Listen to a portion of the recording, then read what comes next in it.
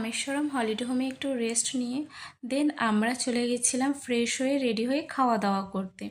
আর খাওয়া দাওয়ার জায়গাটা কত সুন্দর ছিল না, বেশ পরিষ্কার পরিচ্ছন্ন আর পরিপাটি।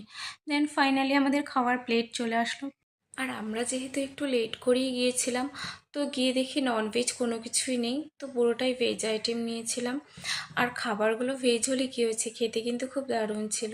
দেন আমরা খাওয়া দাওয়ার পর একটা অটো বুক করে নিয়ে বেরিয়ে পড়েছিলাম। এরপর যাব আমরা রাম সেতু আর ধনুষকোটি দেখতে।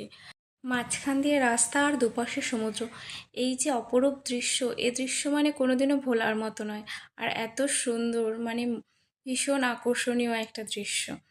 দেন আমরা যাচ্ছিলাম, আমরা ভেবেছিলাম প্রথমে ধনুষকোটি দেখব, কিন্তু দেন পরে ভাবলাম যে না, ধনুষকোটিটা ফেরার সময় দেখব, আগে রাম সেতু যাই, কারণ আমরা যেহেতু যেতে যেতে বিকেল হয়ে যাচ্ছে, তো অনেকটাই লেট হয়ে যাবে। মাঝখানে গাড়িটা একটু থামিয়েছিল, দেন আমরা এই জায়গাটা একটু ঘুরে নিয়েছিলাম। এই জায়গাটাও খুব সুন্দর ছিল, দেখো সমুদ্র ঢেউগুলো কত সুন্দর, আর ওইদিকে সূর্য, বেশ ভালো লাগছিল, কিন্তু না খুব গরমও ছিল। দেন ফাইনালি আমরা ওখানটায় ঘুরে চলে এসেছিলাম লাস্ট পয়েন্টে। লাস্ট পয়েন্ট মানে কি, যে রাম সেতু তার একদম লাস্ট বিন্দু। কথিত আছে যে রামায়ণে, মানে যে রাম সীতাকে যখন লঙ্কা থেকে আনতে গেছিল, তো এই সেতুর উপর দিয়েই গিয়েছিল। আর সব থেকে ভেবে আমার কি আশ্চর্য লাগছিল যে আমি এমন একটা জায়গায় চলে এসেছি যেখানে মানে শেষ, তার ওপাশেই হচ্ছে শ্রীলঙ্কা। ভাবলেই কেমন গাটা শিউরে ওঠে, তাই না? আর সমুদ্রে নেমে তো আমার এত ভালো লাগছিল, আর সব থেকে এটা ভেবে সত্যিই খুব ভালো লাগছিল যে মানে ওইখানটায় শ্রীলঙ্কা, ভাবা যায়? আমি তো বারবার আমার হাজবেন্ডকে বলছিলাম, আর ও তখন আমাকে বলছিল আরে ওটাই শ্রীলঙ্কা, তোমার কি বিশ্বাস হচ্ছে না?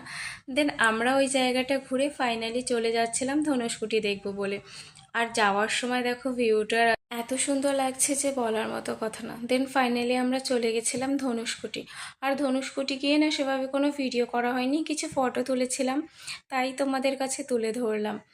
আর একটা জিনিস ভাবলে পুরো অবাক লাগে, তাই না? যে সমুদ্র কতটা সুন্দর, বাট যতটাই সুন্দর আবার মাঝে মাঝে তার থেকেও বেশি ভয়ঙ্কর হয়ে ওঠে। ধনুষকোটি কিন্তু খুব সুন্দর একটা পরিপূর্ণ শহর ছিল, কিন্তু অনেক বছর আগে সুনামি হয়েছিল একবার, তখন এই সুনামিতে পুরোটা শহর ডুবিয়ে দিয়েছিল। মানে ভাবো, একটা পুরো গোটা শহরকে সমুদ্র গ্রাস করে নিয়েছে। সত্যি মানে তার ভাবলে কেমন যেন গা শিউরে ওঠে। আর তারই ধ্বংসাবশেষ যখন দেখছিলাম তখন ভাবছিলাম কত লোকের না এর মধ্যে কত স্মৃতি জড়িয়ে রয়েছে।